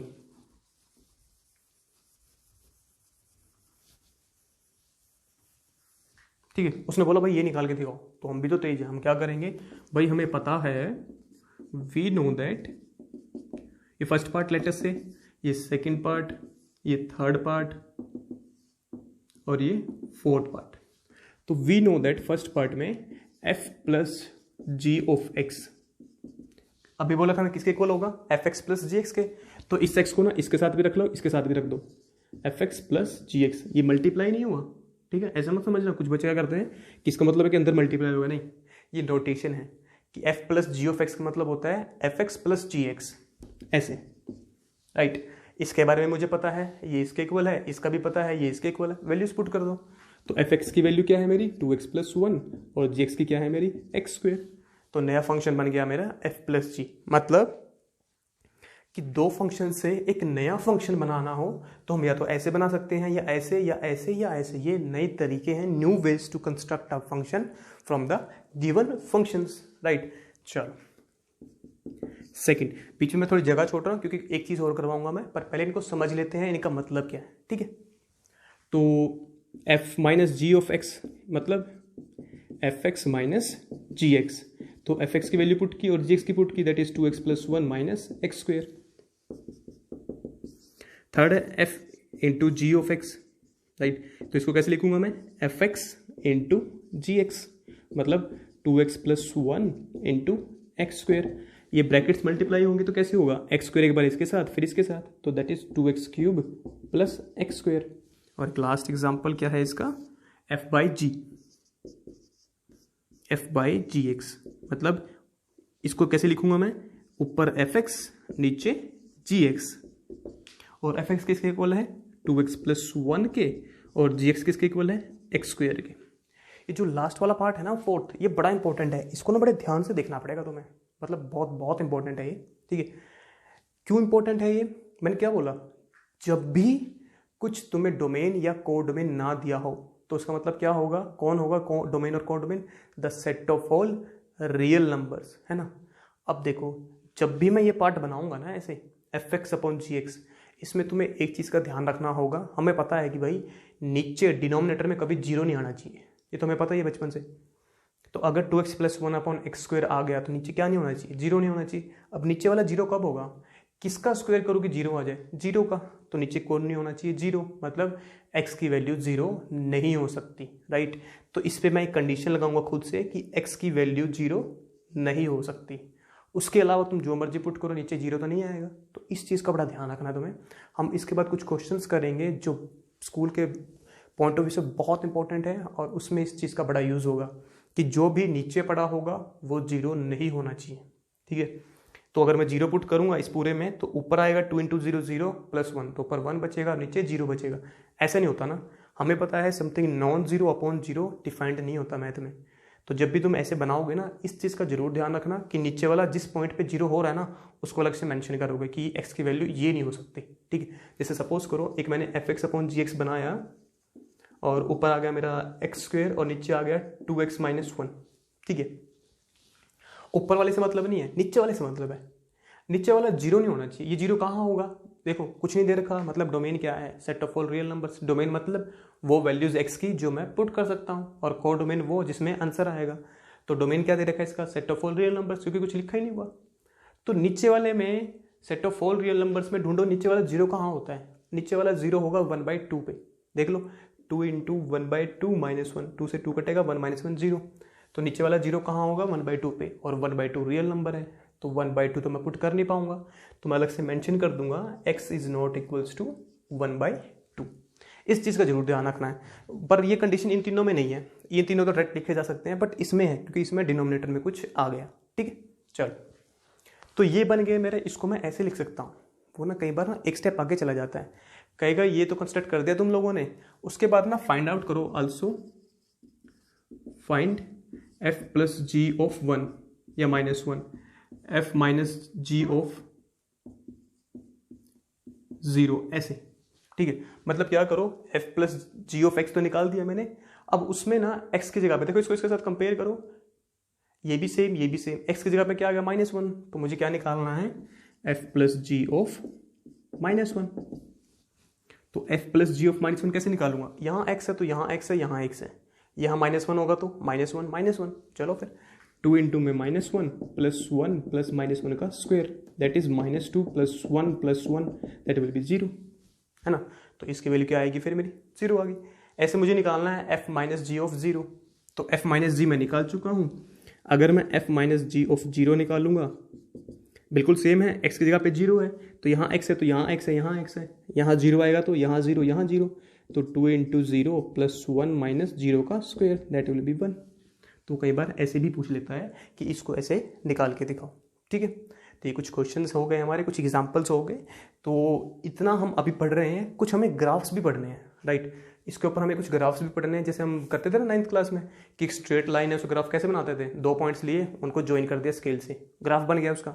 तो ऐसे ही हम कुछ स्पेशल फंक्शंस पढ़ेंगे जो हमारे सिलेबस में हैं, उन फंक्शंस का हम ग्राफ बनाएंगे, ठीक है। उन फंक्शंस का हम ग्राफ बनाकर देखेंगे कि उनका ग्राफ कैसा बनता है। तो आज के लिए इतना ही काफ़ी है। होमवर्क है एक्सरसाइज 2.3 क्वेश्चन 1, 3, 4, ठीक है, और मिसलेनियस का क्वेश्चन नंबर 7, ठीक है। और एक क्वेश्चन जाते जाते, एक क्वेश्चन सबके लिए बोनस जो पेपर में पक्का आएगा, गारंटेड। क्या है क्वेश्चन वो देखो। क्वेश्चन 100% पेपर में आया, टपका ही टपका स्कूल के एग्जाम में। If fx is equals to X square, find f of 1.1 minus f of 1 upon 1.1 minus 1। Question को बड़े ध्यान से देखो, बड़ा सिंपल सा क्वेश्चन है, बहुत ज़्यादा सिंपल है और पेपर में आना ही आना। कह रहा है fx की वैल्यू ना एक्स स्क्वेयर है, तो इसकी वैल्यू निकालो, ये क्या होगा। इसको जरा ध्यान से देखना, ऊपर क्या है f of 1.1, यहाँ f of x की वैल्यू एक्स स्क्वेयर है, यहाँ पे f of 1.1 है, यहाँ x है तो यहाँ x का स्क्वेयर है, यहाँ 1.1 आएगा तो 1.1 का स्क्वेयर, तो इसकी वैल्यू क्या होगी 1.1 का स्क्वेयर। यहाँ 1 है तो यहाँ 1 पुट करूँगा तो क्या आएगा, f of 1 क्या आएगा 1 का स्क्वेयर, तो यहाँ क्या आएगा 1 का स्क्वेयर। और ये तो सिंपल नंबर्स हैं, है ना, ये तो सिंपल नंबर्स का सब्ट्रैक्शन है। तो चलो फिर निकाल लेते हैं solution. As f of x is x square, then f of 1.1 is, यहाँ x तो यहाँ x का स्क्वायर, यहाँ 1.1 पुट कर दिया मैंने तो 1.1 का स्क्वायर, तो 1.1 का स्क्वायर, 1.1 का स्क्वायर होता है 1.21। उसके अलावा क्या निकालना है मुझे, f of 1, and f of 1 is, यहाँ x तो यहाँ x का स्क्वायर है, यहाँ 1 तो 1 का स्क्वायर, दैट इज 1 का स्क्वायर, दैट इज 1। पुट कर देंगे इसमें value, therefore f of 1.1 minus f of 1 over 1.1 minus 1 is equals to f of 1.1 की वैल्यू 1.21 माइनस f of 1 की वैल्यू 1। और जो नीचे पड़े हैं वो तो सिंपल नंबर्स है ना, ये तो नंबर है, 1.1 में से मुझे 1 माइनस करना है, कितना आएगा 0.1। तो नीचे क्या पड़ा हुआ है, एक नंबर पड़ा हुआ है सिर्फ और सिर्फ। चलो फिर इसको सिंपलीफाई कर लेते हैं, 1.21 में से 1 जाएगा तो 0.21, नीचे है 0.1, ऊपर भी पॉइंट नीचे भी पॉइंट, ये तो बड़ा आसान सा, इसको सिंपलीफाई कर सकते हैं ना। विच इज इक्वल्स टू, देखो कैसे सोल्व करते हैं पॉइंट को, किसी को नहीं आता है तो मैं बता देता हूँ। 0.21 है ना, पॉइंट के बाद कितने नंबर्स आ रहे हैं 2, तो इसका मतलब है 21 अपॉन में 100 आएगा, ठीक है। पॉइंट के बाद जितने भी नंबर्स लिखे हुए हैं उतने ही जीरोस नीचे, ठीक है, 100 आ गया। जैसे सपोज करो अगर ये होता 0.021, तो पॉइंट के बाद कितने नंबर्स लिखे हुए हैं 3, तो बनता 21 बाय में 3 जीरोस के साथ, ठीक है। और दूसरा नंबर क्या है मेरा 0.1, तो 0.1 पॉइंट के बाद एक ही नंबर है तो दैट इज 1 बाय में 10, ठीक है। चलो फिर, तो 0.1 का मतलब क्या होगा मेरा, 0.1 का मतलब है, तो 0.21 का मतलब 21 बाय में 100 इंटू, नीचे क्या है 0.1 को नीचे लगाऊंगा तो ऊपर चला जाएगा, दैट विल बी 10, तो क्या बनेगा 1। तो इससे ये कट गया, 21 बाय में 10 दैट इज 2.1, तो इसका आंसर क्या आएगा 2.1। बहुत बहुत इंपॉर्टेंट क्वेश्चन है, स्कूल के पॉइंट ऑफ व्यू से पक्का आएगा ही आएगा, ठीक है। तो आज के लिए इसे नोट डाउन करो, थोड़ा सा आज का जो हमने पढ़ा है वो थोड़ा क्रिटिकल है, उसको अच्छे से पढ़ो, दोबारा पढ़ो, क्योंकि बहुत इंपॉर्टेंट है एग्जाम के पॉइंट ऑफ व्यू से भी, और वैसे भी जब भी हम आगे पढ़ेंगे तो इसका यूज अब से पक्का होगा ही होगा पूरे सिलेबस में, ठीक है। चलो तो इसे नोट डाउन करो, कोई भी डाउट है तो गिव मी अ कॉल, हम मिलते हैं नेक्स्ट लेक्चर में। Thank you.